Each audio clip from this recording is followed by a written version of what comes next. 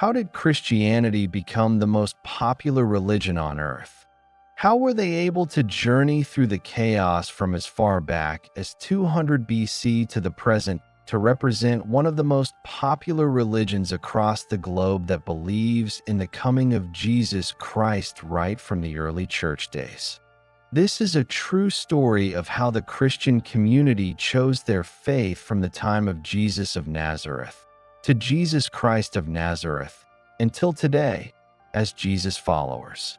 It all began roughly around 200 BC and 30 AD. The Mediterranean world was dominated by the Roman Republic and, later, the Roman Empire.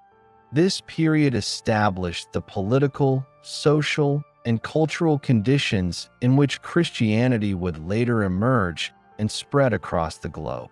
Christianity did not create these conditions. It entered a system that already existed, operated within it, and eventually expanded through it. Roman religion during this period was public, civic, and ritual-based. Religious practice focused on maintaining favorable relations between the Roman state and its gods. The goal was not personal transformation or moral improvement, but stability, prosperity, and military success. Religious rituals were performed to ensure the Pax Deorum, the peace between gods and humans. If rituals were performed correctly, the gods were expected to uphold Rome's success. Roman religion was polytheistic and flexible. New gods could be adopted easily if they were believed to provide benefits. Temples, festivals, sacrifices, and priesthoods were integrated into public life. Political offices and religious offices were often held by the same elites.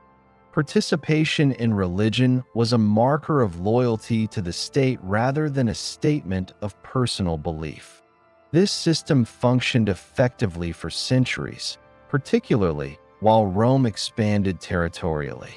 However, Roman religion did not offer answers to questions of personal suffering, individual morality, or life after death.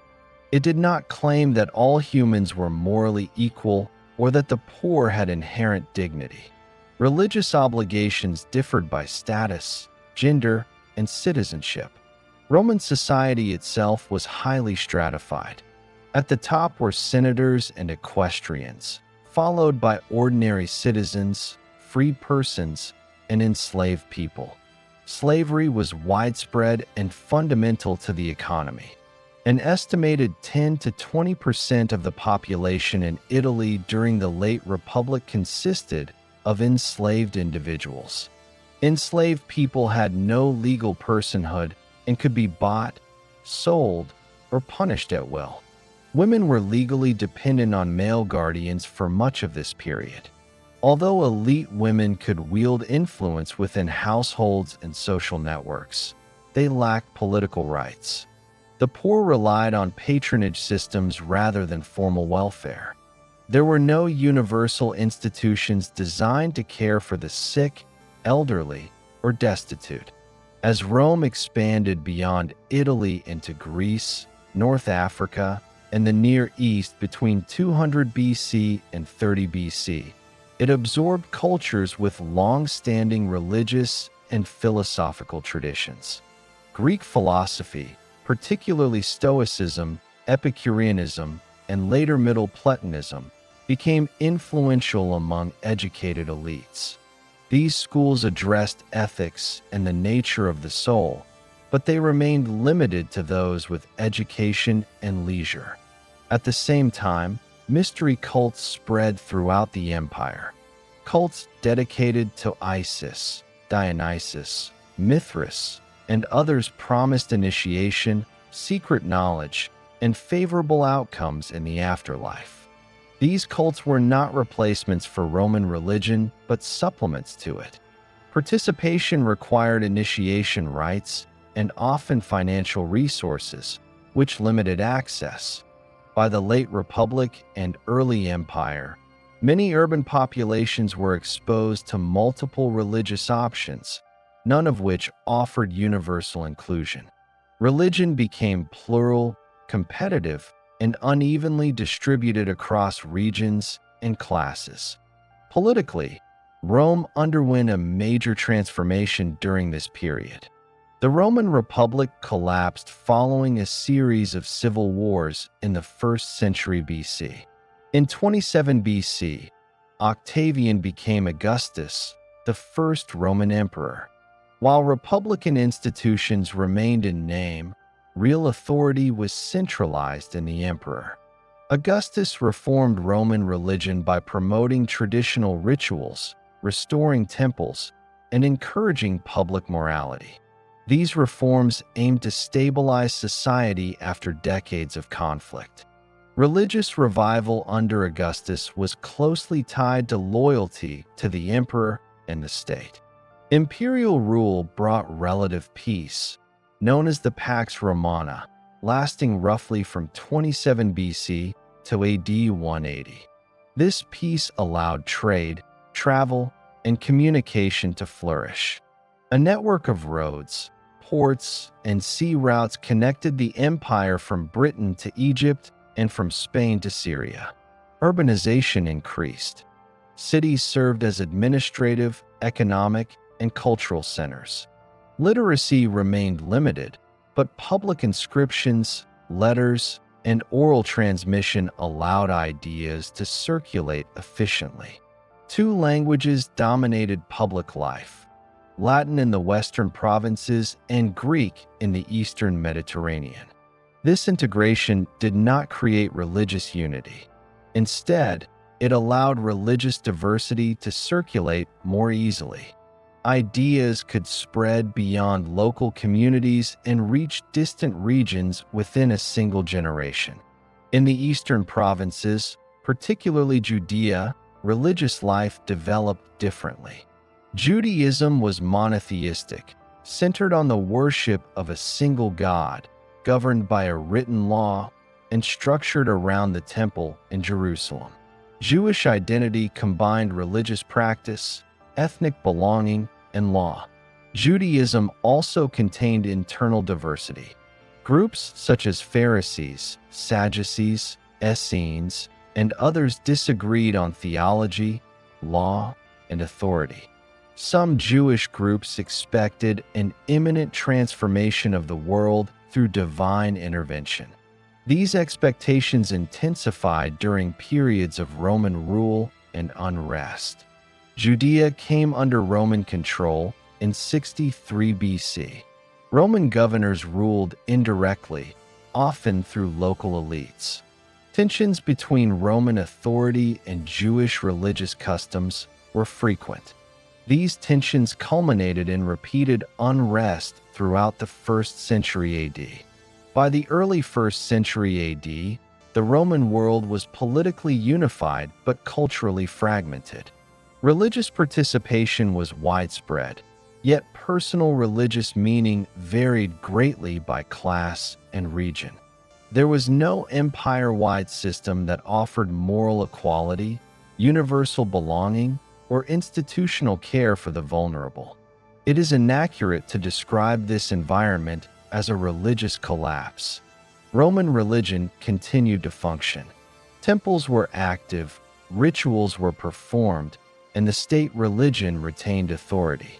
However, religion increasingly served collective stability rather than individual purpose. This created space for movements that addressed personal ethics, suffering, and hope beyond death. Such movements did not replace Roman religion immediately. They existed alongside it, competing for attention within specific populations, particularly in cities. By AD 30, the Roman Empire was at its height territorially and administratively.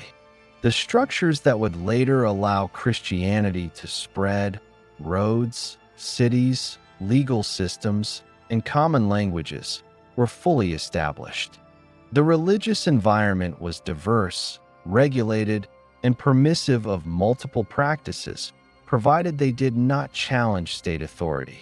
Christianity would emerge inside this system, not outside it. Its early development cannot be understood without recognizing that Rome provided both the constraints and the infrastructure that shaped its earliest growth.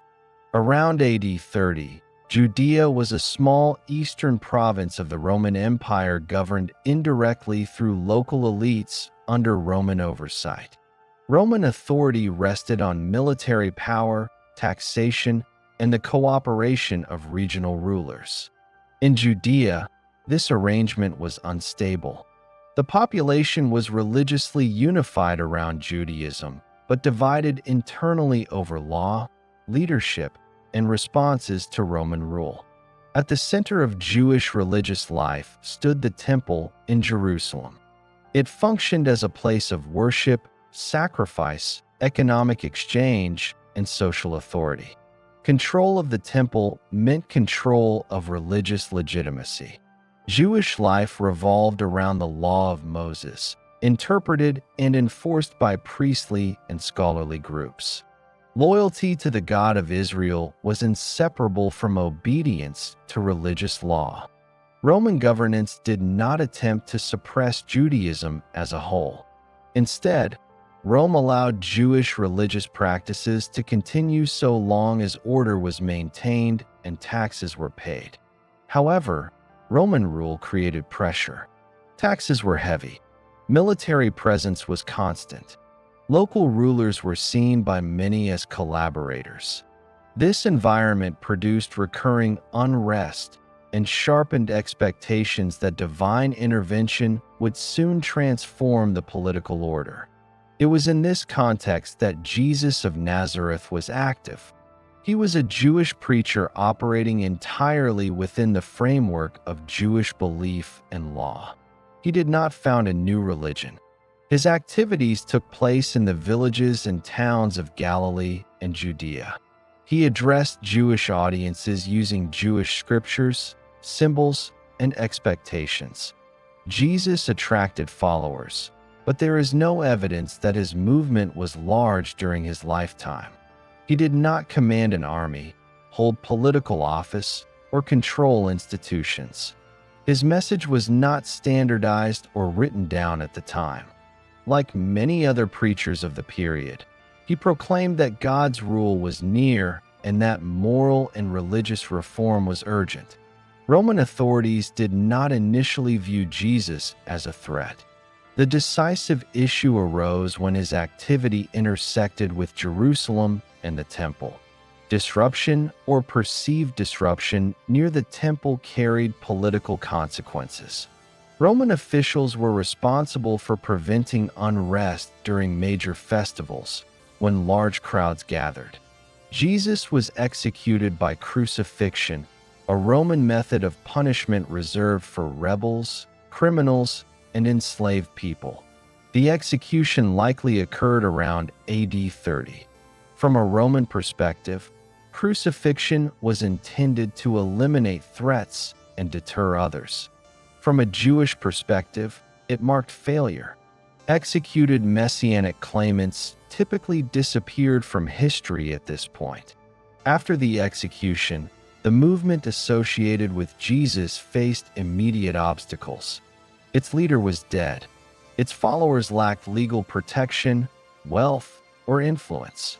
They remained Jews within a society where religious authority centered on the temple and its leadership. There was no institutional reason for the movement to survive. The earliest followers continued to meet in small groups. They remained within Jewish society and practiced Jewish law. They did not possess buildings, official status, or written texts. Their claims about Jesus circulated orally. These claims included the belief that Jesus had been raised from the dead and exalted by God. Such claims were not unique in ancient religious culture, but they were difficult to verify and easy to dismiss. At this stage, the movement remained local and fragile. Its survival depended entirely on interpersonal transmission. There was no centralized leadership structure and no agreed-upon body of doctrine. Different groups emphasized different aspects of Jesus' life and message. During the 30s and 40s AD, the movement began to spread beyond Judea into neighboring regions of the Eastern Mediterranean. This expansion occurred within existing Jewish communities scattered across Roman cities. Jewish populations outside Judea, known as the diaspora, maintained synagogues and networks that connected them culturally and economically. Within these diaspora settings, some Jewish followers of Jesus began to interact with non-Jews. This interaction marked a critical shift. Non-Jews were not bound by Jewish law in the same way, and debates emerged over whether full adherence to Jewish practices was required to join the movement. These debates were not abstract. They determined whether the movement could expand beyond a narrow ethnic and legal framework. Different communities reached different conclusions. There was no uniform policy imposed across regions. At the same time, Roman authorities continued to treat the movement as a minor internal Jewish matter. There was no empire-wide response. Occasional local disputes occurred, but there was no systematic attempt to suppress the movement during this period. The most significant external event affecting the movement occurred in AD 66, when a large-scale Jewish revolt broke out against Roman rule. The causes included taxation, political grievances, and religious tensions.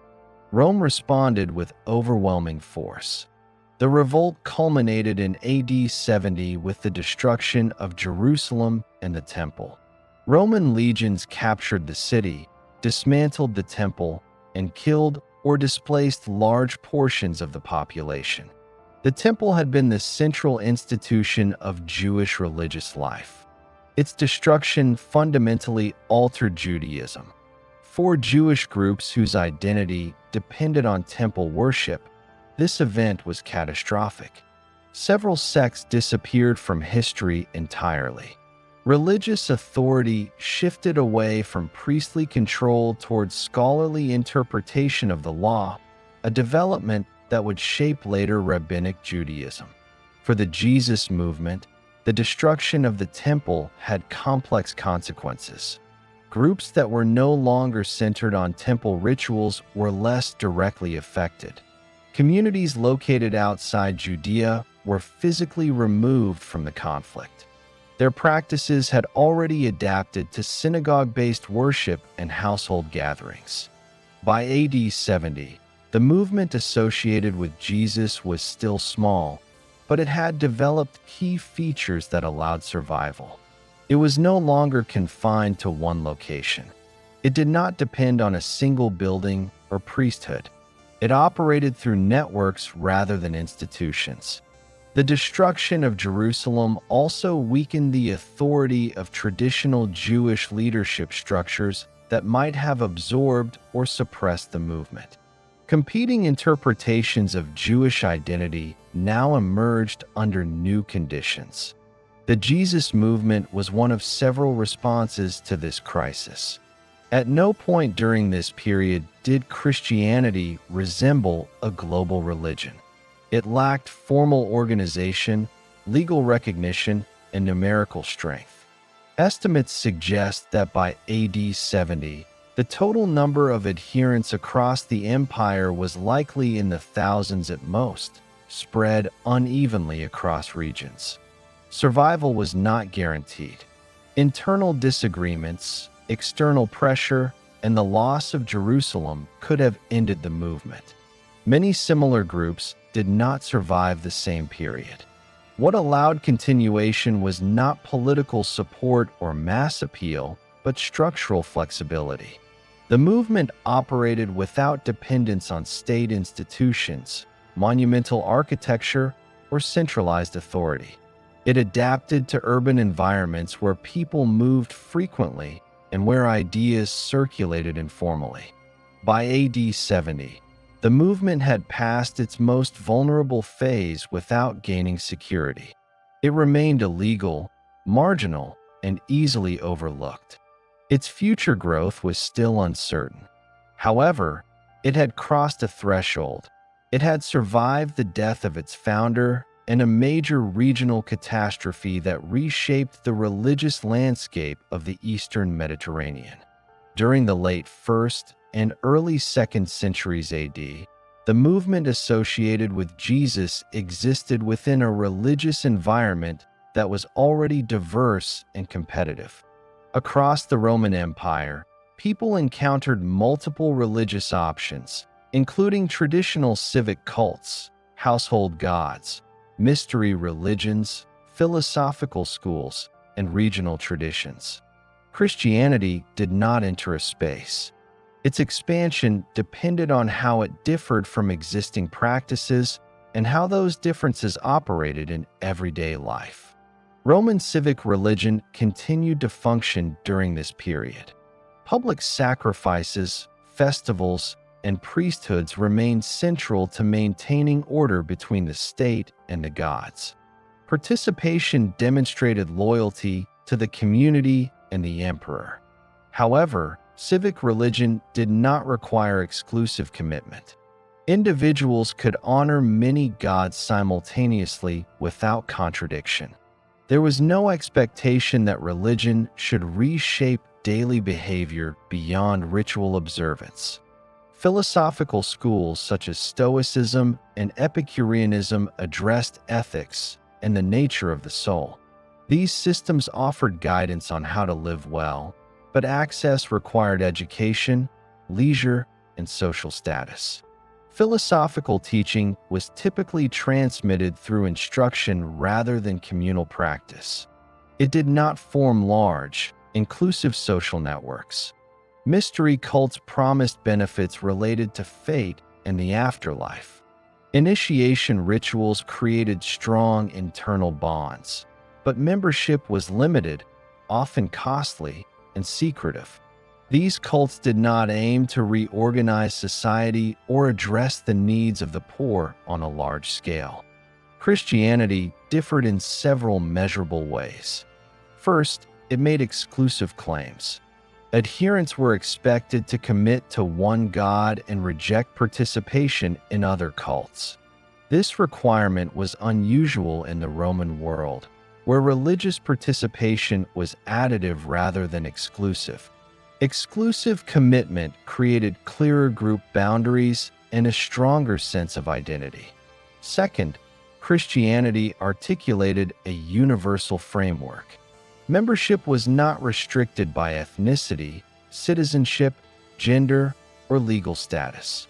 Enslaved people, women, foreigners, and the poor were included without requiring changes in social rank.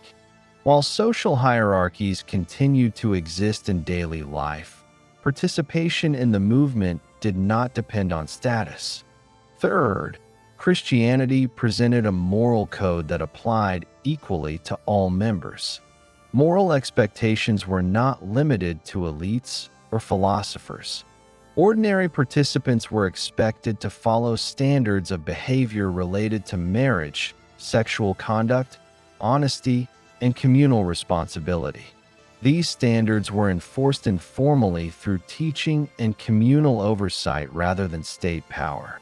Fourth, Christianity addressed death and the afterlife directly and consistently. While beliefs varied among communities, the movement emphasized bodily resurrection, judgment, and continued existence after death. These ideas were not unique in antiquity, but Christianity presented them as universally available rather than limited to initiates or philosophers. These features alone do not explain expansion. What distinguished Christianity further was the way these ideas were embedded in daily social practice. Christian communities functioned as mutual support networks. Members contributed resources according to ability. These resources were used to support widows, orphans, the sick, and those unable to work. This support was not mediated by family ties or patronage alone. Assistance is extended to unrelated individuals within the community. In the Roman world, Welfare was largely informal and dependent on personal relationships. Christianity created organized, repeatable patterns of assistance that operated across households. This made communities more resilient, especially in urban settings where migration and economic instability were common.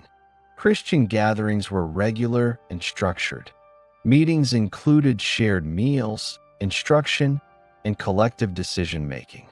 Participation reinforced group cohesion. These gatherings took place in private homes, which reduced costs and avoided reliance on monumental architecture. This flexibility allowed communities to adapt to different urban environments. Women played visible roles in these settings. While formal leadership positions varied by region, women hosted gatherings, supported communities financially, and transmitted beliefs within households.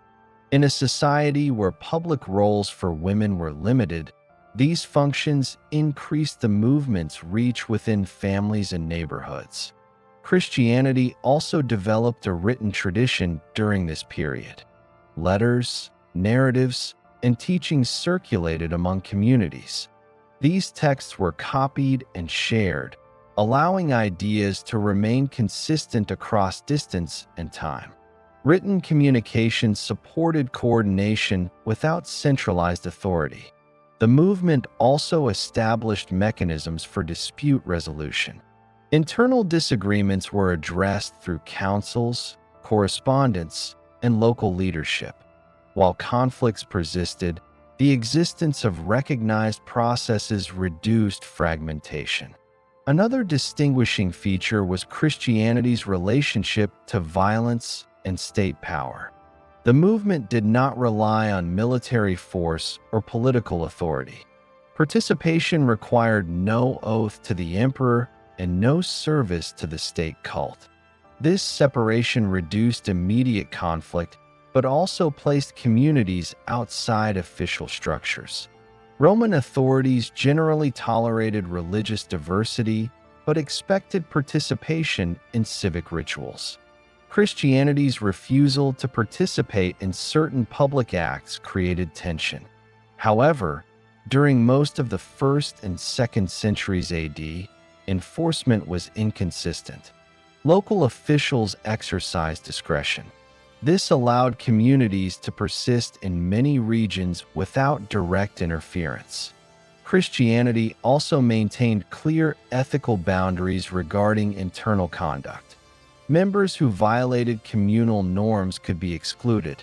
This practice reinforced shared standards and reduced internal instability. Exclusion carried social costs, which encouraged compliance. Quantitatively, Christianity remained a minority movement throughout the 2nd century AD. Estimates vary, but even optimistic reconstructions suggest Christians represented well under 5% of the imperial population by the end of the century. Growth was slow and uneven. Some cities had established communities, others had none. However, Christianity's rate of retention appears to have been relatively high. Conversion was often gradual, involving household members and extended networks.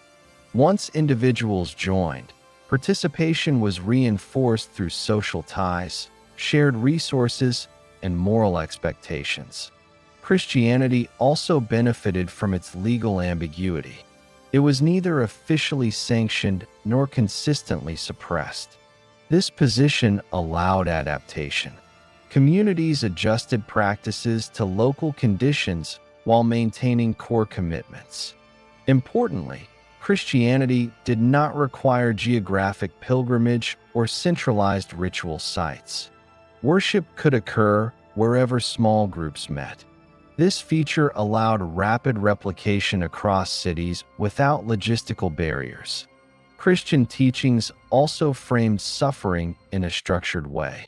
Hardship was interpreted within a larger narrative that emphasized endurance and future accountability. This framework did not remove suffering, but provided a consistent explanation for it. In a world with limited medical knowledge and frequent instability, such explanations mattered. The movement also emphasized instruction. New members were taught expected behaviors and beliefs over time. This process created gradual integration rather than immediate transformation. Instruction ensured continuity across generations. Christianity's appeal did not rest on novelty alone. Many of its elements existed elsewhere in the ancient world. Its distinctiveness lay in the combination of universal inclusion, ethical regulation, mutual support, and organizational flexibility. No single feature was sufficient by itself. Together, they created communities that were durable in urban environments. By the mid-2nd century AD, Christianity had established a recognizable presence in major cities across the Eastern Mediterranean and parts of the Western Empire. It remained socially marginal and legally insecure, but it was no longer isolated or easily extinguished. Expansion did not occur through mass persuasion or coercion. It occurred through incremental integration into existing social structures. Families, households, and workplaces became transmission points. The movement's practices aligned with daily needs rather than abstract ideals. At this stage, Christianity had not yet encountered sustained, empire-wide opposition, nor had it gained political support.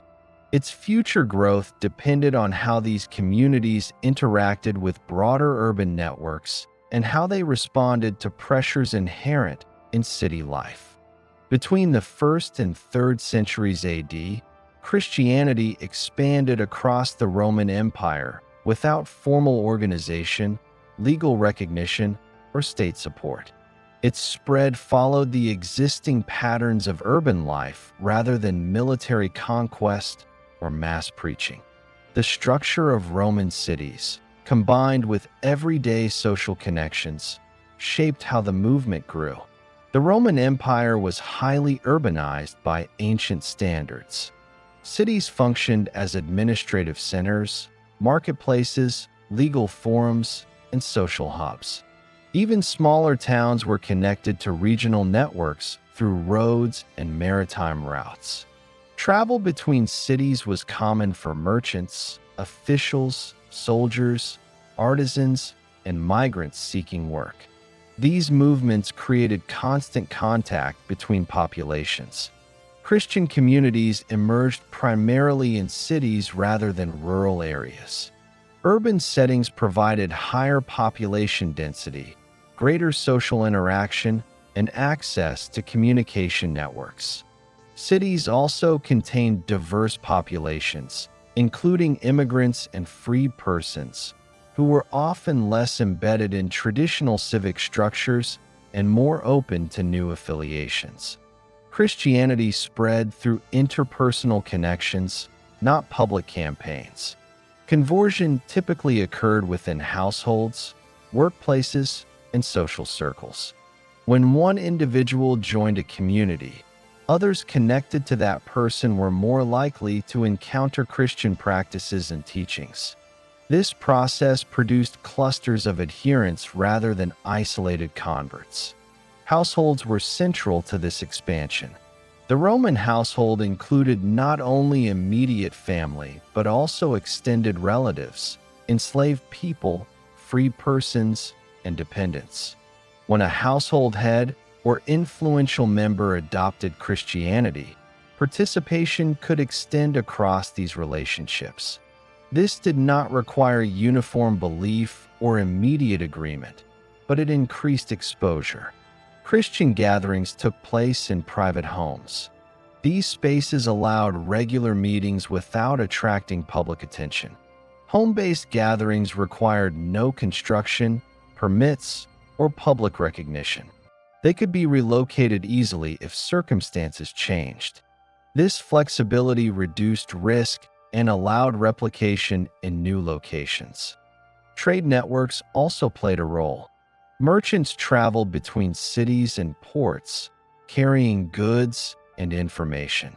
When merchants encountered Christian communities, they could transmit practices and texts to new locations.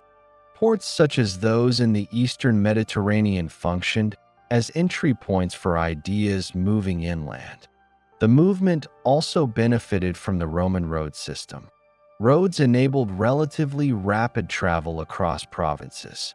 While travel was slow by modern standards, the reliability of routes allowed sustained contact between communities. Letters could circulate, carrying instructions and coordination across distances. Written communication supported expansion. Letters addressed specific issues, but were often shared beyond their original recipients. Copying and redistribution allowed communities to align practices and resolve disputes without centralized authority. Literacy rates were limited, but texts could be read aloud in gatherings, extending their reach. Christian communities developed recognizable roles, such as elders and overseers, to coordinate activities.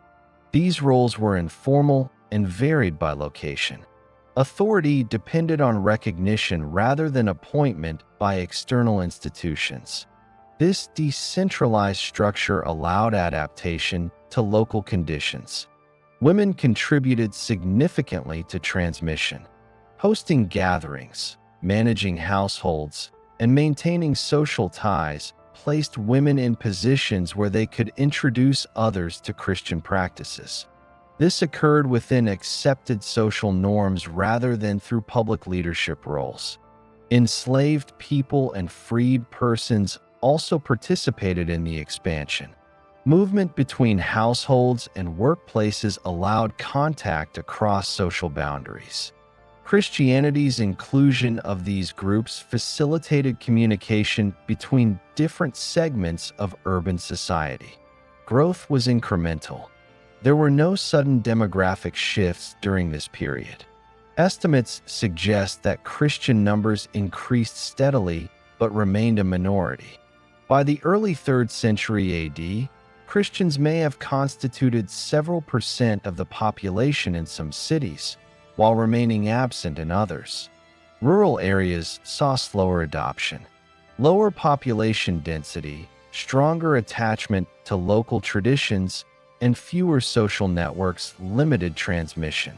Rural conversion often followed urban establishment rather than preceding it. Christian communities maintained boundaries that distinguished members from non-members. Participation in certain civic rituals was avoided. Internal practices reinforced identity. These boundaries limited assimilation but strengthened cohesion. Conflict occasionally arose at the local level. Disputes with neighbors, employers, or authorities occurred when Christian practices clashed with expectations. However, responses varied by region and official discretion. There was no consistent empire-wide policy governing these interactions. The movement's decentralized nature prevented collapse from localized pressure. If a community faced difficulties, others remained unaffected. There was no single center whose removal would end the movement. By the 3rd century AD, Christianity had developed a networked presence across multiple provinces. It was not dominant, but it was embedded in urban life. Its expansion reflected existing social pathways rather than extraordinary events. During the 2nd and 3rd centuries AD, the Roman Empire experienced repeated public health crises that disrupted daily life across large regions. These crises did not affect all populations equally. Differences in social organization, patterns of care, and communal response influenced survival and recovery. Christianity developed during this period under these conditions and was shaped by them. The Roman world had no germ theory, no centralized medical system, and no coordinated public health response. Illness was commonly explained through environmental imbalance, divine displeasure, or fate. Medical treatment was limited, unevenly distributed, and largely available only to those with resources. In urban centers, population density increased vulnerability to disease, while sanitation infrastructure varied greatly between cities. One of the earliest major epidemics of this period occurred between AD 165 and AD 180, during the reign of Marcus Aurelius. Modern scholars often associate this outbreak with smallpox, though certainty is not possible. The epidemic spread along military and trade routes, affecting cities across the eastern Mediterranean, Italy, Gaul, and parts of the western provinces. Contemporary sources describe high mortality, labor shortages, and disruption of military operations. A second major epidemic struck between AD 249 and AD 262 during a period of political instability, sometimes referred to as the crisis of the 3rd century. This outbreak, often linked to measles or another viral disease, affected North Africa, Italy, and the eastern provinces. Accounts describe recurring waves rather than a single event, compounding social strain. Roman responses to epidemic disease were fragmented. Some individuals sought medical treatment, if available. Others left cities to reduce exposure. There was no expectation that households or communities had an obligation to care for the sick beyond family ties. Enslaved people, migrants, and the poor were particularly vulnerable, as they lacked stable support networks. During these crises, Christian communities responded in ways that differed in observable practice. Christian texts and later descriptions indicate that members remained within cities and provided care to the ill. This care included basic actions such as providing food, water, and shelter, rather than specialized medical treatment.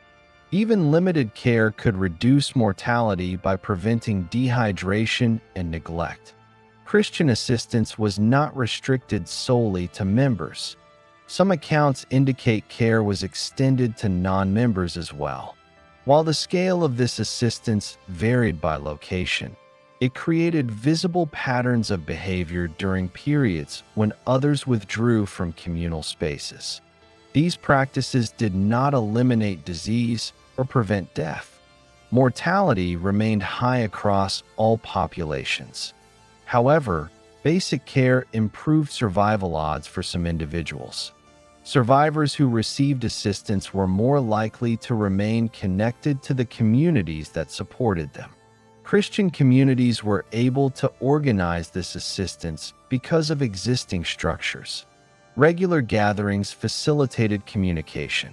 Shared resources were already pooled for internal support.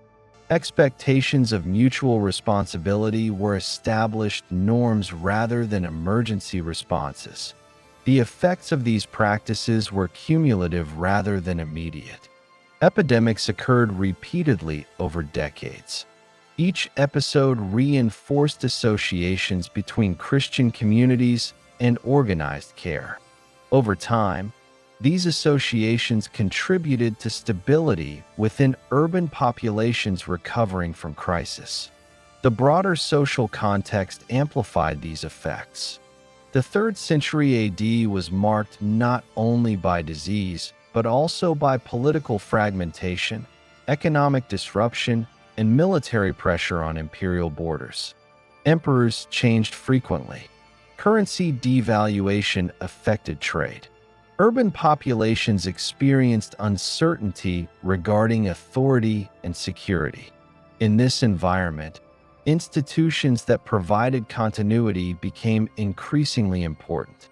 Christian communities offered predictable patterns of gathering, instruction, and assistance. These patterns did not depend on state stability or elite patronage. They operated at the level of neighborhoods and households. Christian interpretations of illness emphasized endurance and responsibility rather than abandonment. While beliefs varied, Communities generally maintained obligations to care for the sick rather than withdraw. These expectations were reinforced through teaching and communal discipline. Quantitative estimates of Christian growth during this period remain uncertain. Ancient sources do not provide census data for religious affiliation. Modern reconstructions rely on indirect evidence, such as burial practices, inscriptions, and later accounts. These suggest that Christianity continued to grow slowly but steadily during the 2nd and 3rd centuries AD, with increased presence in urban centers. It is important to note that Christianity was not the only group assisting with epidemics. Families, neighbors, and local associations also offered care when possible. However, Christian communities were distinctive in extending assistance beyond kinship boundaries and maintaining organized responses across multiple locations. Roman authorities did not coordinate epidemic responses. Responsibility remained local and informal. As a result, communities that maintained internal organization were better positioned to respond consistently. Epidemics also affected religious interpretation. Many traditional religious rituals were performed in hopes of ending outbreaks, but repeated failures to prevent disease challenged confidence in ritual efficacy. This did not lead to the immediate abandonment of traditional religion, but it contributed to uncertainty. Christian practices did not claim immunity from disease. Mortality among Christians remained significant. However, the movement did not collapse under repeated crises. Communities persisted through loss and rebuilding, reinforcing continuity. The demographic impact of epidemics included population decline in some regions and changes in household structure. Orphans, widows, and displaced individuals increased in number. Christian communities had existing mechanisms to integrate such individuals, including adoption, support, and inclusion in communal life. Over time, these mechanisms increased the number of individuals connected to Christian networks. Inclusion did not require formal conversion immediately. Participation in communal support often preceded the adoption of a belief. The long-term effect of repeated crises was the normalization of Christian presence within cities. Communities became familiar rather than exceptional. Their role during emergencies contributed to this familiarity. Christian burial practices also became more visible during this period. Organized burial of the dead, including those without family support, addressed a practical need. Proper burial was socially significant in Roman culture. Communities that ensured burial gained recognition. These developments did not transform Christianity into a majority religion during the 3rd century AD. Christians remained a minority and faced intermittent hostility. However, their social organization allowed them to persist and expand gradually under conditions that destabilized other institutions. The impact of epidemics on Christianity's growth should not be overstated. Disease alone did not cause conversion. Instead, epidemics interacted with existing community structures to produce long-term effects. Stability, continuity, and visible care mattered more than doctrinal explanation. From the late 1st century through the early 4th century AD, Christianity existed without legal recognition and outside the formal religious framework of the Roman state. During this period, Christians experienced episodes of repression and punishment that are often described collectively as persecution.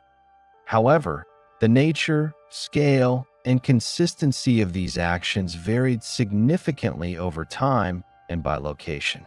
Understanding this variation is essential to explaining how Christianity survived rather than disappeared. Roman law did not originally classify Christianity as a distinct religion. Early on, Roman authorities treated Christians as a subgroup within Judaism, which was a legally tolerated religion. This status changed gradually as Christians separated themselves from Jewish communities and refused participation in civic rituals expected of all residents. Roman governance prioritized public order and ritual conformity, not theological agreement. The state did not require belief in Roman gods, but required participation in public acts that honored them. These acts included sacrifices, festivals, and oaths associated with the emperor's well-being. Refusal to participate could be interpreted as disloyalty rather than religious dissent. Christian refusal to perform sacrifices or honor the emperor's cult placed them in a legally ambiguous position. This refusal was not universal or always enforced, but it created potential for conflict. Roman officials responded primarily when complaints were brought forward or when Christian behavior became publicly visible. One of the earliest documented interactions between Roman authority and Christians appears in the correspondence of Pliny the Younger, governor of Bithynia Pontus, around AD 112. Pliny describes Christians meeting regularly, refusing to sacrifice to Roman gods, and maintaining ethical commitments. Unsure how to proceed, he sought guidance from Emperor Trajan. Trajan's response advised restraint. Christians were not to be actively sought out, but if accused and refusing to comply with ritual requirements, they were to be punished. This exchange illustrates key features of Roman policy. Persecution was reactive, not proactive, localized, not systematic, and focused on behavior rather than belief. There was no centralized program to eradicate Christianity during this period. Throughout the 2nd century AD, enforcement depended on local officials and circumstances. Some regions experienced little interference, while others saw intermittent punishment. Christians were vulnerable to accusations by neighbors, employers, or local leaders. Trials often involved simple tests of loyalty, such as offering incense to the emperor's image. Punishments varied. Some individuals were fined, imprisoned, exiled, or executed. Execution methods included beheading for citizens and more public punishments for non-citizens. These actions were intended to enforce compliance and deter disorder rather than to create martyrs. Despite this, public executions sometimes had unintended effects. Observers noted the composure of some Christians during punishment. These accounts circulated within communities through letters and oral transmission. Over time, such accounts contributed to the development of martyr narratives. Martyrdom was not sought by most Christians. Many attempted to avoid confrontation or complied under pressure. Some communities debated how to treat those who renounced participation under threat. These internal disputes demonstrate that persecution did not produce uniform responses. Christian leaders often discouraged voluntary martyrdom. They emphasized adherence to communal norms rather than confrontation with authorities. Survival, not provocation, was generally prioritized. Persecution intensified briefly under certain emperors. During the reign of Decius, AD 249 to 251, an empire-wide decree required inhabitants to perform sacrifices and obtain certificates confirming compliance. This was not specifically targeted at Christians, but affected them disproportionately due to their refusal to participate. The policy aimed to restore traditional religious practices during a period of crisis. Many Christians complied. Others refused and were punished. The Decian persecution created significant internal division. as communities debated whether and how to reintegrate those who had complied. These debates led to organizational developments, including formal processes for reconciliation. Another significant episode occurred under Valerian, AD 257 to 260, who issued edicts targeting Christian leaders and property. These actions disrupted communities but were limited in duration. Valerian's capture by Persian forces in AD 260 ended the policy abruptly. The most extensive persecution occurred under Diocletian, beginning in AD 303. Known as the Great Persecution, this effort involved the destruction of churches, the confiscation of texts, and the arrests of clergy. Even this campaign was unevenly enforced and varied by region. In some areas, enforcement was strict; in others, it was minimal. The Great Persecution lasted less than a decade and ended with edicts of toleration issued between AD 311 and AD 313. Despite its severity, it did not eliminate Christianity. Communities adapted by relocating gatherings, hiding texts, and relying on informal leadership. Throughout these periods, Christianity did not respond with organized violence. There were no armed uprisings or coordinated resistance. Communities focused on internal cohesion and continuity rather than confrontation. Martyr narratives played a role in shaping identity. Accounts emphasized steadfastness, legal injustice, and moral consistency. These narratives circulated as instructional texts rather than propaganda in the modern sense. They reinforced norms of endurance and communal memory. However, martyrdom was numerically limited. Most Christians lived ordinary lives and avoided direct conflict with authorities. The image of constant persecution is not supported by evidence. Long periods passed without significant interference. Roman authorities misjudged Christianity's resilience. They assumed that pressure would lead to compliance or disappearance, as it often did with other groups. They did not anticipate that decentralized communities without central leadership could absorb losses and continue functioning. Christianity's lack of reliance on temples or public rituals made it difficult to suppress. Destroying buildings or confiscating property disrupted communities but did not eliminate them. Authority rested in relationships and shared practices rather than physical structures. The absence of centralized leadership also prevented collapse. There was no single figure whose removal would end the movement.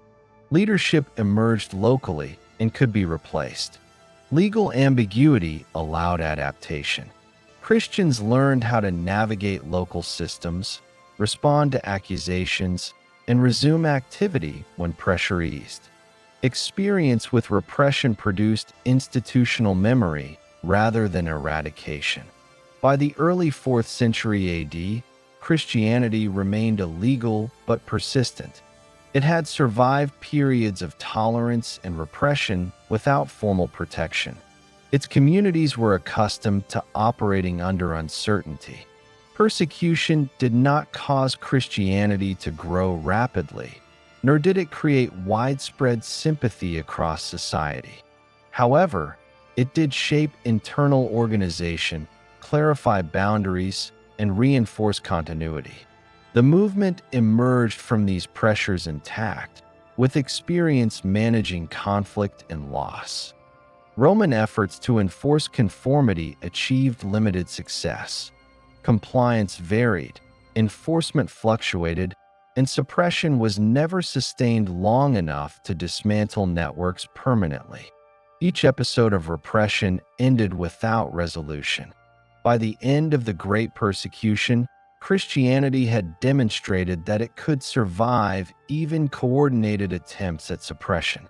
This outcome was not inevitable and depended on structural features developed over centuries.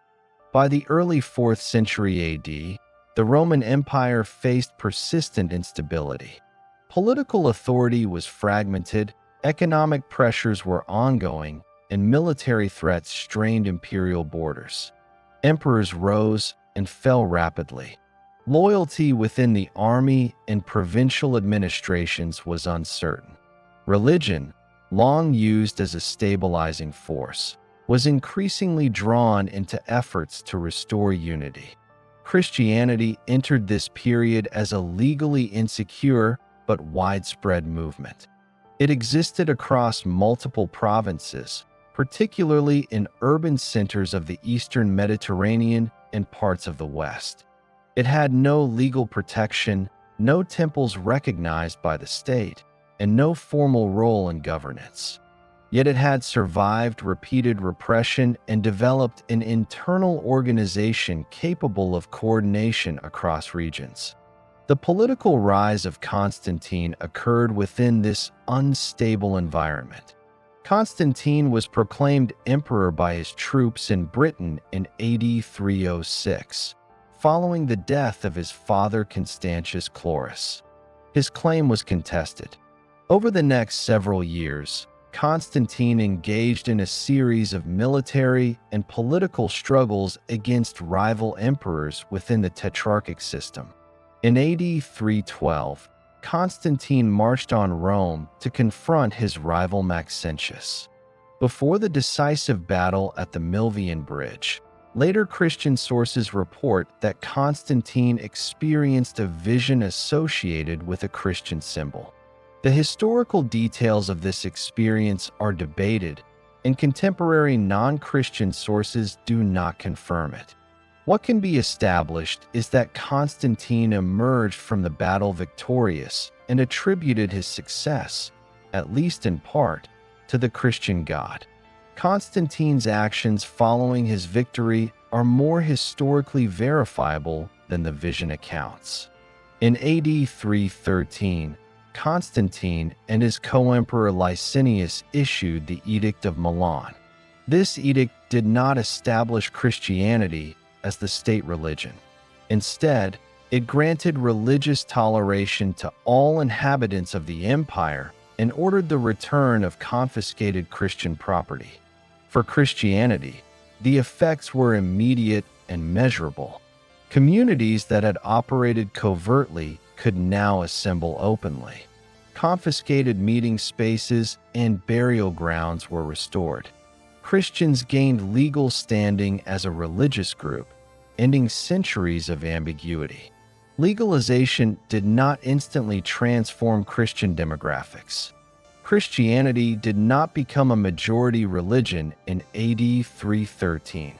Many regions remained predominantly pagan, and traditional religious practices continued openly.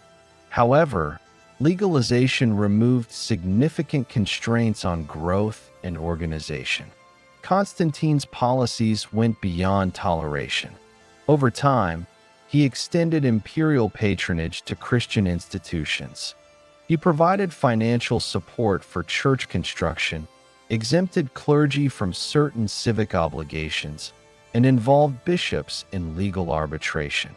These measures increased Christianity's visibility and institutional capacity. Imperial funding allowed the construction of large public churches in major cities. These buildings altered the urban religious landscape. Christianity, previously confined to private spaces, now occupies prominent locations. This visibility changed public perception. Christianity became associated with imperial authority rather than marginality. Constantine also integrated Christian leaders into governance.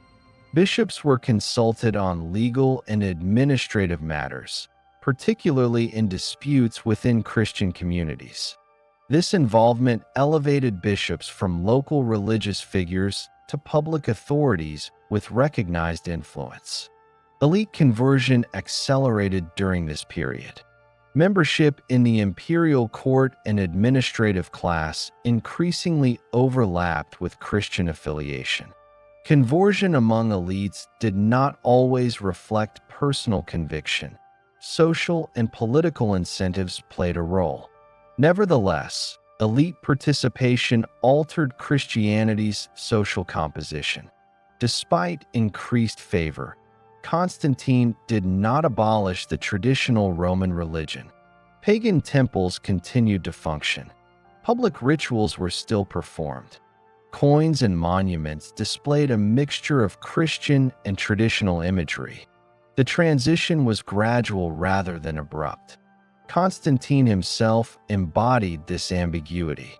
While he supported Christianity, he retained traditional titles such as Pontifex Maximus. He delayed baptism until near his death in AD 337, consistent with common practices that associated baptism with moral purification. Legalization also produced internal challenges within Christianity. With increased visibility came disputes over belief and authority. Doctrinal disagreements that had previously been managed locally now attracted imperial attention because they threatened social order. Constantine viewed religious unity as politically valuable. Disputes among Christians risked undermining the stability he sought. As a result, he intervened in theological conflicts not as a theologian, but as an emperor seeking cohesion. One of the most significant outcomes of Constantine's patronage was the convening of councils to address doctrinal disputes. These gatherings aimed to produce consensus and reduce fragmentation. Imperial involvement gave its decisions enforcement power beyond local communities. Legalization also changed Christian relationships with Roman law. Clergy gained exemptions from certain civic duties, such as public service and taxation. These exemptions increased the attractiveness of clerical roles and strengthened institutional continuity. The movement's organizational structure became more formal during this period. Clear lines of authority emerged between bishops, regional leaders, and councils. While variation remained, the trend towards standardization accelerated. Christian texts benefited from imperial support. The copying and distribution of scriptures increased. Constantine reportedly commissioned copies of Christian texts for use in churches, contributing to textual stability. Christian ethical norms increasingly influenced imperial legislation. Laws addressing marriage, family structure, and moral conduct reflected Christian values alongside existing Roman traditions. These changes were gradual and selective rather than comprehensive. Quantitatively, Christianity grew during Constantine's reign, but it remained a minority religion by AD 337. Estimates vary widely, but Christians may have constituted between 10% and 20% of the empire's population at most. Growth was uneven, with higher concentrations in cities and eastern provinces. The most significant transformation during this period was structural, not numerical. Christianity moved from illegality to legitimacy, from marginality to prominence, and from vulnerability to protection. These changes altered incentives for participation and investment. Legalization also reduced the risks associated with Christian identity. Public association no longer carried the same legal dangers. This allowed families and communities to integrate Christian practices more openly into daily life. At the same time, legalization introduced new tensions. Increased wealth and power raised questions about discipline, authority, and moral standards. The movement faced challenges adapting to its new status. Constantine's reign did not complete Christianity's rise to dominance. Many traditional religious practices persisted, and resistance remained in various regions. However, the foundation was laid for a new relationship between religion and state. By the time of Constantine's death in AD 337, Christianity had become a favored religion with imperial backing. It possessed legal recognition, public institutions, financial resources, and political influence unprecedented in its history. As Christianity gained legal recognition and imperial support, disagreements that had previously remained local became matters of public concern. The need for unity within Christianity was no longer only a religious issue. It became an administrative and political one. Christian communities had always differed in interpretation, practice, and organization. Before legalization, these differences were managed through correspondence, local leadership, and informal consensus.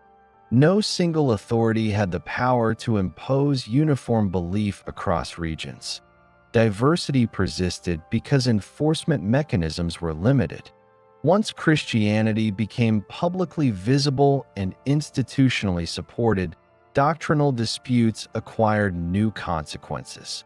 Disagreement now threatened not only internal cohesion but also public order. Competing teachings risked dividing communities that the state increasingly relied on for stability. One of the most prominent doctrinal disputes of the period concerned the nature of Christ's relationship to God. Different Christian teachers offered different explanations using philosophical language familiar in the Eastern Mediterranean. These debates were complex, but their social impact was clear. Communities were divided, bishops opposed one another, and public unrest sometimes followed. Imperial authorities responded by convening councils, formal gatherings of bishops representing different regions. These councils aimed to define acceptable belief and eliminate ambiguity. They did not emerge from purely theological concern, but from the practical need to establish uniform standards. The most influential of these gatherings occurred in AD 325, when an assembly of bishops met at Nicaea. The council was convened with imperial support and attended by representatives from across the empire. Its purpose was to resolve disputes that threatened unity. At Nicaea, bishops debated the status of Christ in relation to God using technical language drawn from Greek philosophy. The council produced a statement of belief that defined acceptable doctrine and rejected alternatives. This statement, later known as a creed, served as a standard for teaching and inclusion. The authority of the council did not rest solely on persuasion. Imperial backing ensured that its decisions carried consequences. Bishops who rejected the council's conclusions could be removed from office, exiled, or replaced. Enforcement varied by region, but the principle of state-supported doctrinal regulation was established. Creeds served multiple functions. They summarized belief in concise form, allowing consistent instruction across communities. They also functioned as boundary markers. Acceptance of the creed signaled inclusion, rejection signaled exclusion. The use of creeds marked a shift in Christianity's structure. Belief was no longer determined only by local consensus. It was defined through empire-wide processes with recognized authority. Councils became recurring mechanisms. Throughout the 4th century, additional gatherings addressed unresolved disputes and refined definitions. These councils did not eliminate disagreement, but they created a framework for managing it. Imperial involvement remained consistent. Emperors convened councils, enforced decisions, and used exile or reinstatement to influence outcomes. While emperors were not theologians, they exercised decisive influence by choosing which leaders to support. The enforcement of orthodoxy produced winners and losers. Some interpretations gained official recognition and institutional support. Others were labeled heretical and marginalized. Heresy was not merely a theological category. it carried legal and social consequences. Communities identified as heretical could lose property, leadership, and legal standing. Their texts could be confiscated or destroyed. Participation in their gatherings could expose individuals to penalties. These measures limited the spread of alternative interpretations. The process of defining orthodoxy also standardized organizational hierarchy. Bishops gained increased authority as official representatives of approved belief. Regional structures became clearer, with major cities exercising influence over surrounding areas. This hierarchy allowed coordination across distance. Decisions made in one region could be communicated and enforced elsewhere. Written records of councils circulated, reinforcing uniformity. The relationship between orthodoxy and imperial authority reshaped Christian identity. Belief was no longer solely a matter of personal conviction or communal tradition. It became linked to compliance with recognized standards. At the same time, doctrinal enforcement did not eliminate diversity. Disagreements persisted, and enforcement was uneven. Some regions resisted decisions imposed from outside.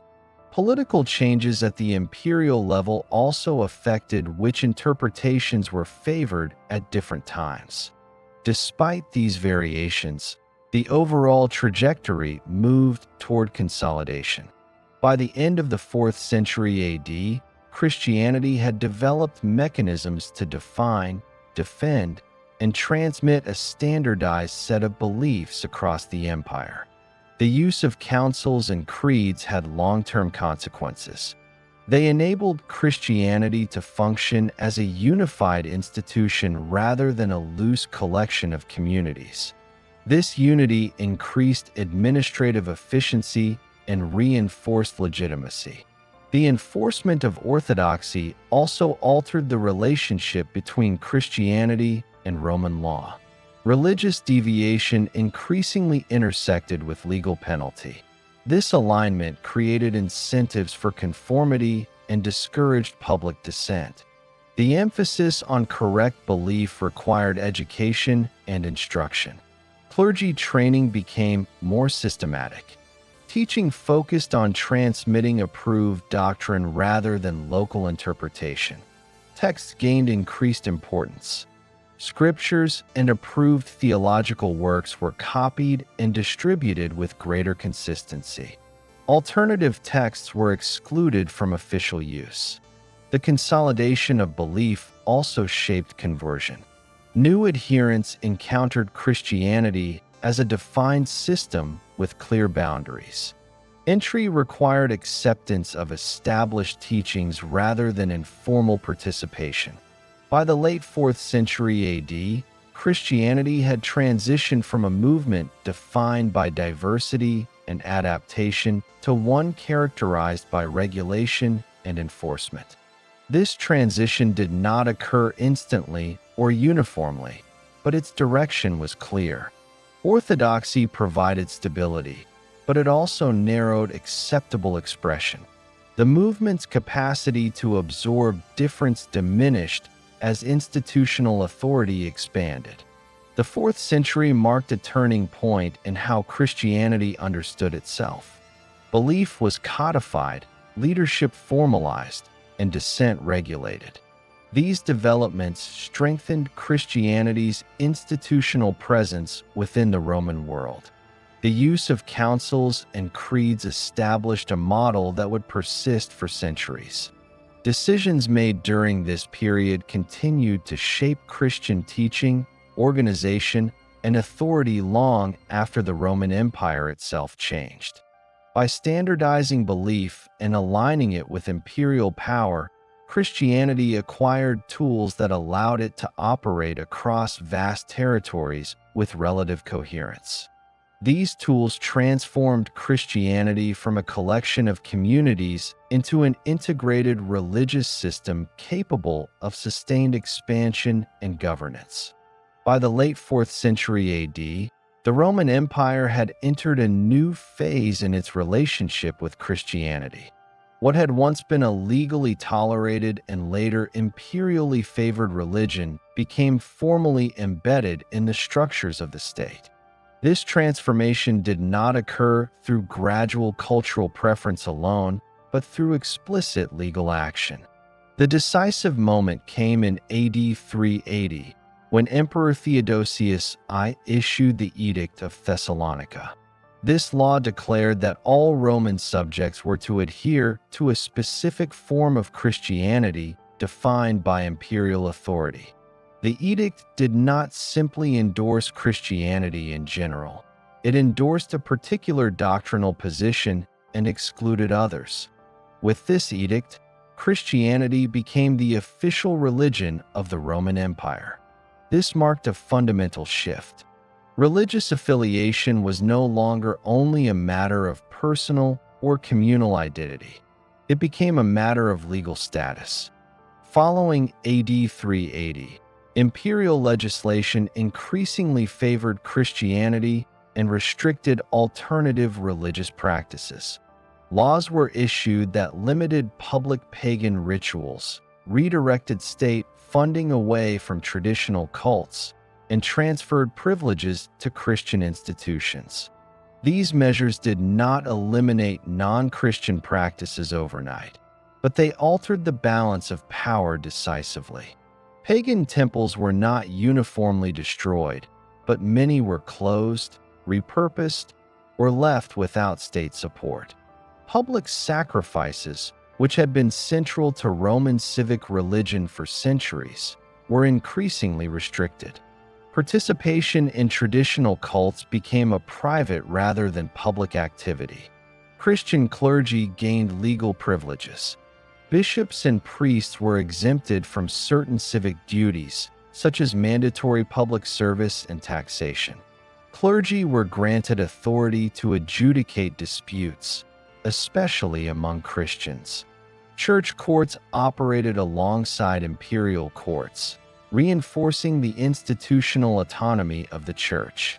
Property laws also favored Christianity. Churches could receive donations, inherit property, and hold land as legal entities. Wealth accumulated within ecclesiastical institutions enabled long-term stability and expansion of charitable, educational, and administrative functions.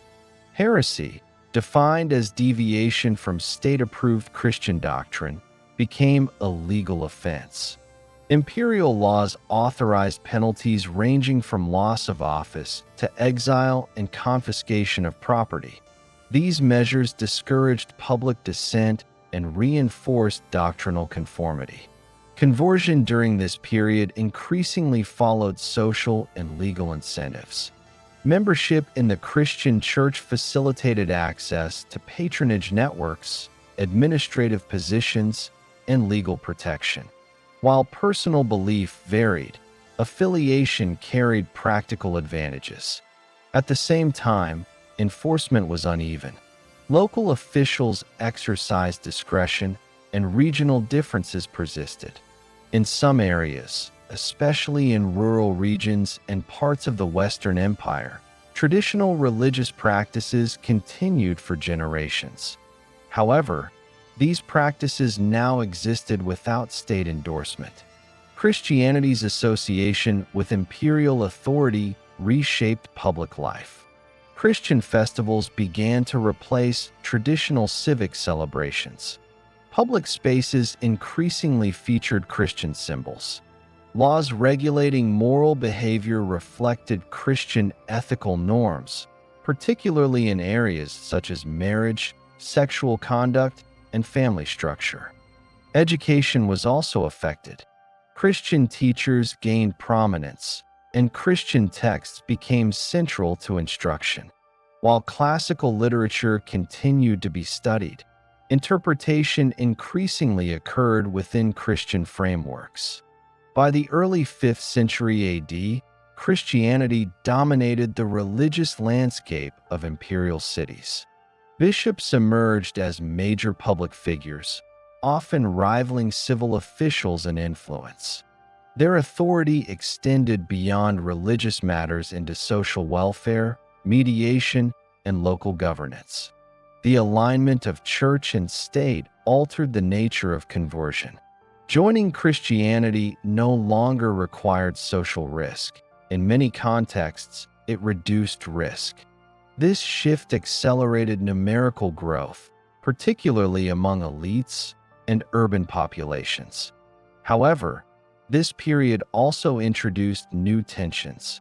The church faced challenges managing wealth, authority, and internal discipline. The integration of religion and state power created opportunities for corruption and conflict, which would shape later centuries. Despite these challenges, Christianity's institutional position was secure. It was embedded in law, administration, and public identity. By the end of the 5th century AD, Christianity was no longer one religion among many. It was the normative religious framework of the Roman world. This legal transformation ensured continuity beyond individual emperors. Even as political authority weakened in parts of the empire, the church retained its legal status, property, and organizational structure. Christianity's establishment as the state religion marked the point at which belief, law, and power became structurally aligned. This alignment reshaped religious life across the empire and set enduring patterns for governance, culture, and social organization that extended well beyond the Roman period. By formalizing Christianity within imperial law, the Roman state ensured that religious affiliation was no longer optional in public life. This integration provided Christianity with unprecedented resources and authority, enabling it to function as a dominant institution within a changing imperial world. During the 5th century AD, political authority in the western half of the Roman Empire weakened and eventually collapsed. This process was not sudden, nor was it uniform across regions. It involved a combination of military pressure, administrative breakdown, economic contraction, and demographic change. As imperial governance receded, institutions that had once depended on Roman power either disappeared or adapted. Christianity, by this point legally established and institutionally organized, adapted more successfully than any other empire-wide structure. By the early 5th century AD, Roman control over western provinces such as Gaul, Britain, Spain, and parts of Italy was increasingly fragile. Military resources were strained by repeated incursions from external groups, including Goths, Vandals, and other federated peoples. These groups were not uniformly hostile invaders. Many were integrated into Roman military and administrative systems. However, the state's ability to coordinate defense and taxation deteriorated. Central administration weakened as emperors lost effective control over provinces. Tax collection declined, undermining the army and civil service. Roads, aqueducts, and public buildings fell into disrepair.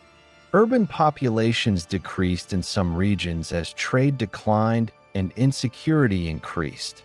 Roman law remained influential, but enforcement became inconsistent. The formal end of imperial authority in the West is often dated to AD 476, when the last Western emperor was deposed. However, for many populations, imperial power had already ceased to function decades earlier. Governance became localized, fragmented among regional rulers, military leaders, and landholding elites. In contrast, the Eastern Roman Empire, centered in Constantinople, retained strong administrative structures. This divergence created two distinct trajectories. In the West, Roman political authority disappeared. In the East, it continued. Christian institutions existed in both regions, but their roles evolved differently depending on local conditions. In the West, the collapse of imperial administration created gaps in governance. The church increasingly filled these gaps. By the 5th century AD, Christian bishops were already prominent figures in cities. They oversaw property, coordinated charity, and mediated disputes. These roles expanded as civil institutions weakened. Bishops negotiated with invading armies, organized food distribution, and represented local populations in the absence of imperial officials. The church's ability to operate under these conditions rested on its organizational continuity. Unlike imperial offices, which depended on centralized authority and taxation, the church relied on local structures supported by donations, land ownership, and established networks of clergy. Christian communities maintained literacy through clerical education. While overall literacy declined in the West, the church preserved reading and writing skills necessary for administration, legal documentation, and communication. Scriptoria attached to churches and monasteries copied religious texts and, later, classical works. Monasticism expanded significantly during this period. Monasteries functioned as centers of discipline, labor, and learning. They were often located in rural areas, providing stability outside urban centers. Monastic communities preserved agricultural productivity and served as nodes of local authority. The church also maintained legal continuity. Bishops and clergy applied Roman legal concepts in ecclesiastical courts. Even as imperial courts disappeared, legal traditions persisted through church administration. This continuity helped integrate new rulers into existing frameworks of authority. As Germanic and other non-Roman rulers established kingdoms in former Western provinces, they encountered populations that were largely Christian. These rulers often relied on existing church structures to govern. Clergy provided administrative expertise, record-keeping, and legitimacy. Christian leaders adapted to these political changes. They did not attempt to restore Roman imperial authority. Instead, they negotiated with new rulers, aligning church interests with emerging political realities. This adaptability ensured survival and influence. In many regions, the church became the only institution operating across former imperial boundaries. While political borders shifted, ecclesiastical organization maintained regional coherence. Bishops communicated across territories even when secular rulers did not. Charitable functions expanded. With state welfare systems gone, the church organized care for the poor, sick, and displaced. These activities were not centrally planned, but locally administered, reflecting the decentralized nature of post-Roman society. The church's authority during this period was not absolute. It depended on cooperation with local elites and rulers. Conflicts occurred, and influence varied by region. However, no alternative institution matched the church's reach or continuity. In the Eastern Mediterranean, where imperial authority remained strong, the church continued to operate alongside the state rather than replacing it. Imperial administration, taxation, and military defense persisted. Christianity remained integrated into governance, but did not assume state functions to the same extent as in the West. Between the 5th and 7th centuries AD, the Western Church evolved from a religious institution within an empire to a central organizing force in a post-imperial world. This transition did not require formal legislation. It occurred through practical necessity. The Church's survival during this period was not due to doctrinal appeal alone. It depended on land ownership, administrative capacity, literacy, and the ability to coordinate resources. These features allowed it to function when imperial systems failed. By the 7th century AD, Western Europe consisted of multiple kingdoms with varying degrees of Roman continuity. Christianity provided a shared framework across these political divisions. Latin remained the language of church administration, preserving a common cultural reference. The church's role in preserving texts, law, and administrative practices ensured that elements of Roman civilization endured beyond the fall of Roman political power. This continuity influenced governance, education, and identity in subsequent centuries. Christianity did not replace the Roman Empire in form, but it replaced it in function in many regions. It provided structure where none existed, legitimacy where authority was contested, and continuity where institutions had collapsed. By adapting to political fragmentation rather than resisting it, the Church secured its position as a foundational institution in post-Roman Europe. This position allowed Christianity to persist and expand within a transformed social and political landscape. The collapse of Western imperial authority did not weaken Christianity. Instead, it removed competing institutions and elevated the Church's role. Through this process, Christianity transitioned from a religion supported by the empire to an institution capable of operating without one.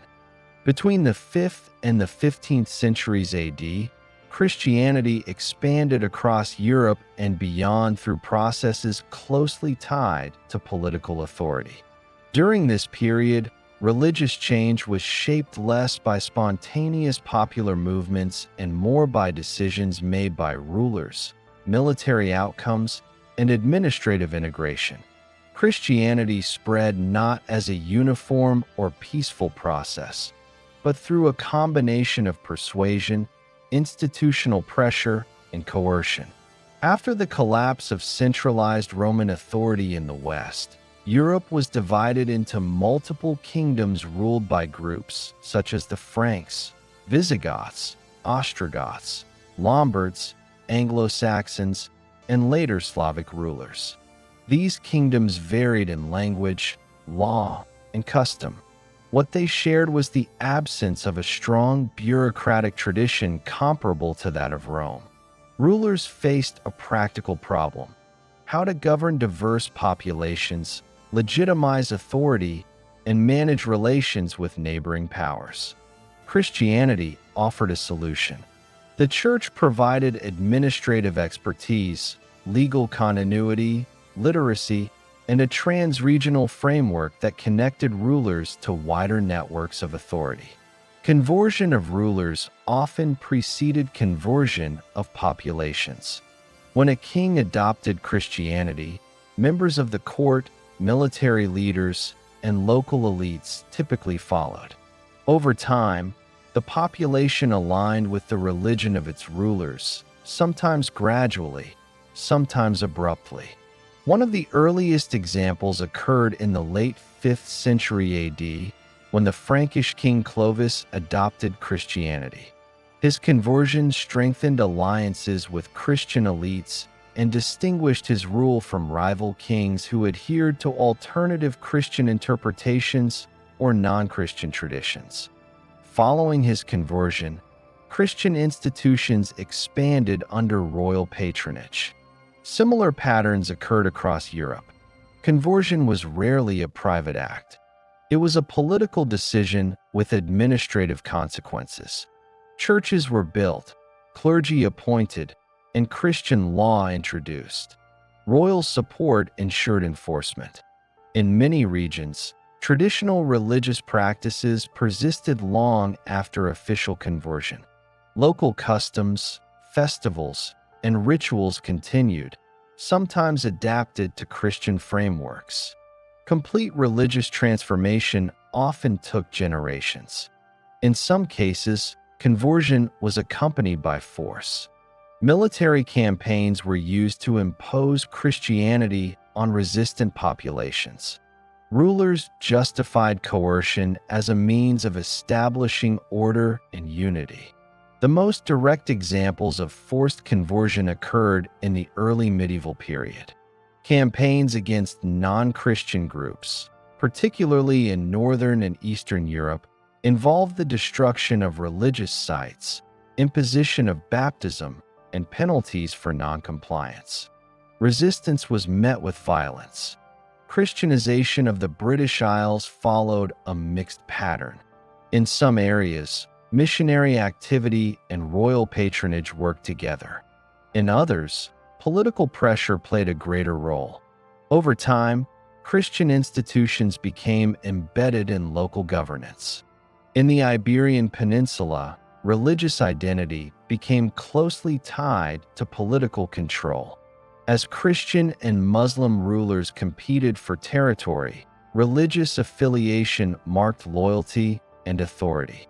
Conversion could be incentivized or enforced depending on circumstances. In Eastern Europe, rulers adopted Christianity to align with powerful Christian states and secure legitimacy. Conversion facilitated diplomatic relations and integration into existing political systems. The Church adapted its methods to local conditions. Missionaries learned local languages, translated texts, and trained clergy from within the population. At the same time, church leaders worked closely with rulers to enforce religious norms. Christian law increasingly influenced secular law. Marriage regulations, inheritance rules, and moral codes reflected Christian standards. Compliance was enforced through both ecclesiastical and royal courts. Education expanded under church control. Monasteries and cathedral schools trained clergy and administrators. Literacy became closely associated with Christian institutions. Control of education reinforced religious continuity. By the High Medieval period, Christianity was deeply integrated into political structures. Kings ruled by divine sanction. Oaths, coronations, and laws invoked Christian authority. Religious identity became inseparable from political belonging. Dissent and alternative religious practices were increasingly suppressed.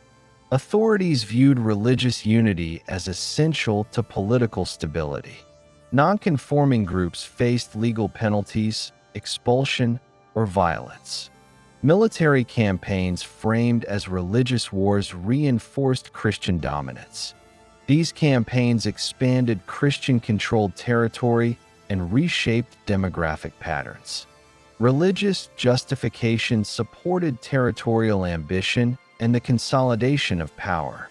Despite coercion, not all conversion was forced. In many regions, Christianity offered access to networks of trade, education, and protection. Participation could bring tangible benefits, encouraging voluntary alignment over time. By the late medieval period, Christianity dominated Europe culturally, legally, and politically. Alternative religious systems survived only at the margins or under restricted conditions. This dominance was not the result of continuous popular enthusiasm or universal agreement. It emerged through centuries of alignment between religious institutions and political authority. Christianity became embedded in governance, law, and social organization. By the 15th century AD, Christianity functioned as the defining religious framework of Europe. Its institutions shaped daily life from birth to death. Religious affiliation was inherited rather than chosen for most individuals. The expansion of Christianity during this period established patterns that would later extend beyond Europe. The combination of political power, institutional control, and cultural integration ensured continuity across generations. Through conquest, legislation, education, and administration, Christianity transitioned from a religion of communities to a religion of states. This transformation secured its dominance across a continent and prepared the conditions for its global spread in the centuries that followed. From the late 15th century onward, Christianity expanded beyond Europe on a scale unmatched by any previous religious movement. This expansion was not driven primarily by theology or spontaneous conversion. It was the result of structural forces: imperial expansion, institutional control, education systems, and technological change. These forces ensured that Christianity became embedded in societies far beyond its original geographic and cultural context. The late 15th century marked a turning point in global connectivity. European states developed maritime technologies that enabled sustained overseas travel. Voyages across the Atlantic, around Africa, and into the Indian Ocean connected Europe with the Americas, Sub-Saharan Africa, South Asia, and East Asia. These connections were not equal exchanges. They were shaped by military power, economic extraction, and political domination.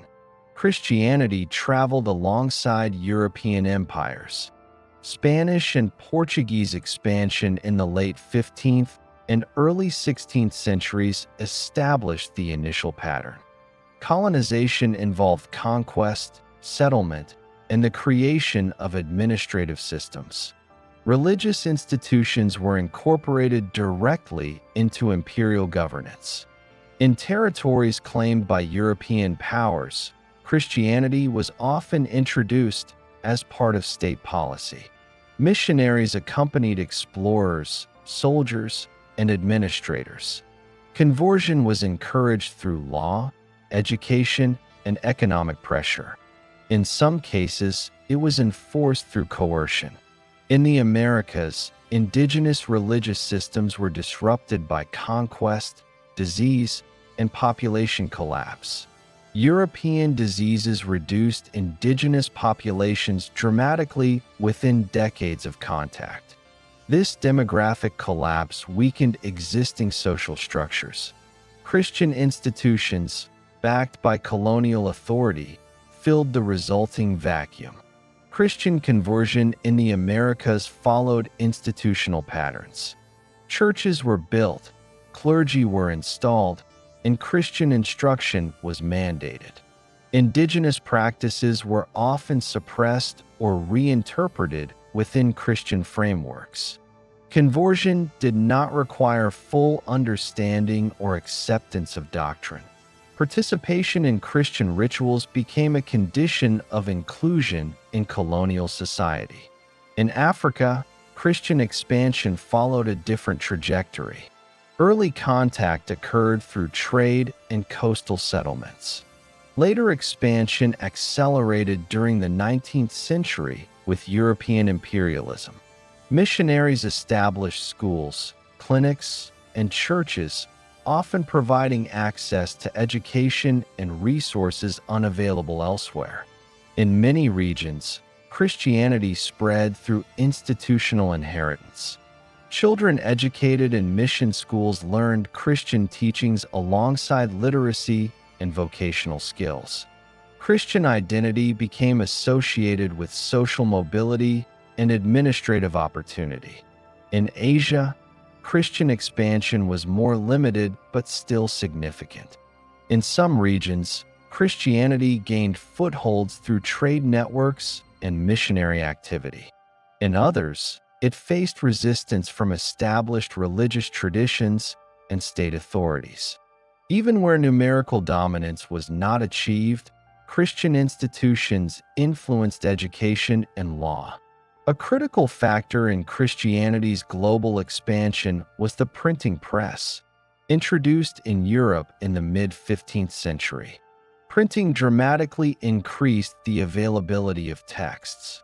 Christian scriptures, catechisms, and instructional materials were among the most widely printed works. Printed texts standardized belief and practice across distance. Translation of Christian texts into local languages allowed instruction without reliance on oral transmission alone. Literacy became linked to Christian education in many regions. The printing press also enabled institutional continuity. Churches could train clergy using standardized materials. Doctrine could be reproduced consistently. Alternative interpretations were marginalized through control of printed output. Education systems played a central role. Christian institutions established schools at every level, from basic literacy to advanced theological training. Control of education ensured generational transmission of Christian identity. Legal systems reinforced this transmission. In many regions under European influence, Christian norms shaped laws governing marriage, inheritance, and family structure. Religious affiliation became intertwined with legal status. By the modern era, Christianity had achieved cultural lock-in in many societies. Lock-in occurs when institutions, laws, and education systems reinforce continuity regardless of individual belief. Christianity was no longer dependent on conversion efforts alone. It was embedded in social structures. Demographically, Christianity benefited from population growth in regions where it was established. Birth rates, inheritance of identity, and institutional presence ensured numerical expansion even where conversion slowed. In the 19th and 20th centuries, Christianity diversified geographically. While it declined in parts of Europe, it grew rapidly in Africa, Latin America, and parts of Asia. This growth reflected earlier institutional foundations rather than sudden theological shifts. Christian denominations multiplied, but the core structure remained consistent. Organized clergy, written texts, educational institutions, and legal recognition. These features allowed adaptation to new cultural contexts while maintaining continuity. Global communication in the modern era further reinforced Christianity's reach. Printing, radio, and later digital media enabled coordination across continents. Religious identity could be maintained across migration and diaspora. Christianity's global dominance was not the result of uninterrupted popularity or universal acceptance. It was the result of institutional reproduction across centuries. Once established within political systems, education, and law, Christianity persisted even as beliefs and practices changed. By the modern period, Christianity had become the most widely practiced religion on earth. This status reflected historical accumulation rather than singular events. Each phase of expansion built upon existing structures. Christianity's endurance into the modern world rests on its ability to function as an inherited system. For many adherents, affiliation is not chosen but received through family, schooling, and legal recognition. The global distribution of Christianity mirrors the historical reach of European empires and the institutions they established. Where those institutions took root, Christianity followed and remained. This process did not eliminate other religions, nor did it produce uniform belief. However, it ensured that Christianity occupied a central position in global religious demographics. From the late 15th century onward, Christianity became embedded in global systems of power, communication, and education. Through empire, print, and institutional continuity, it transitioned from a regional religion to a global one, securing its position as the most widely practiced religion in human history.